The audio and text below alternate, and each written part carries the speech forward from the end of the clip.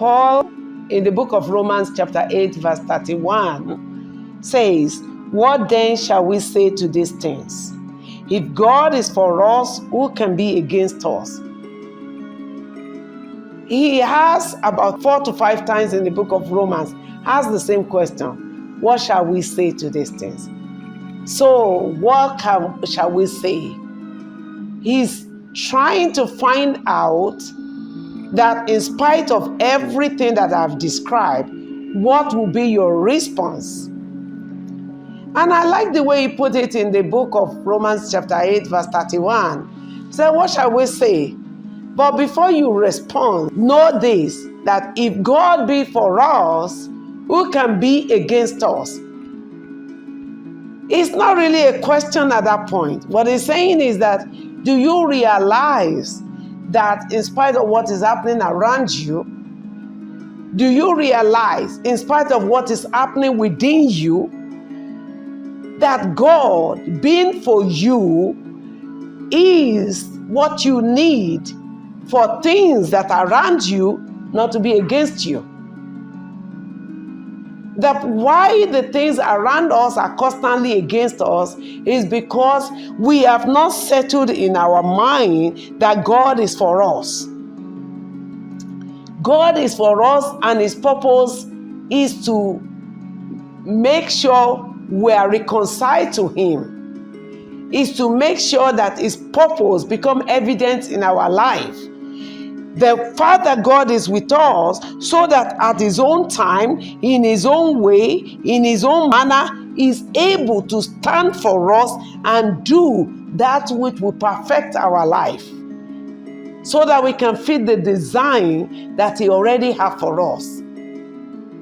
So Paul is now telling them that instead of construing different answers in your mind, what you need to focus on is the fact that God is for you.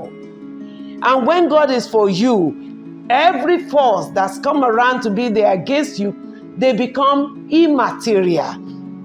They become non-existent. They are not important. They don't have the power that you think they have.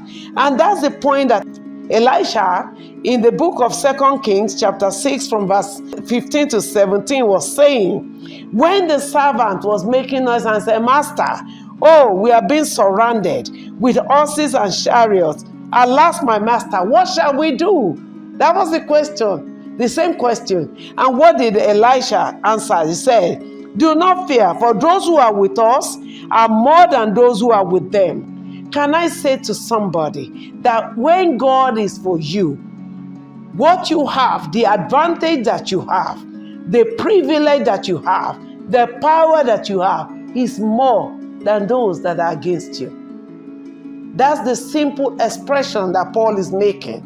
That what shall we say to these things? These things that is causing us to be afraid. What shall we say to the powers that be, principalities, the oppressive forces of the world? What shall we say? What we need to say that as long as God is for me, it doesn't matter who wants to put themselves against me. It's not a subject to be discussed. The practical thing in life for success, for a courageous life, is to keep that awareness constantly before us that because God is for me, no power, no principalities, no dominion can be against me. That is my response to these things. Join Pastor Folake Olaleye in the CHEC Chapel of Grace family every Sunday morning for Sunday worship service on Facebook, and you can also fellowship with us at CHEC Lekki Center. Venue, Jorchy Plaza opposite Blenco by Sky Mall, Lekki-Epe Expressway, Sangotedo, Ajah, Lagos. Time, 10 a.m. The Lord will meet you at the point of your need. Jesus is Lord.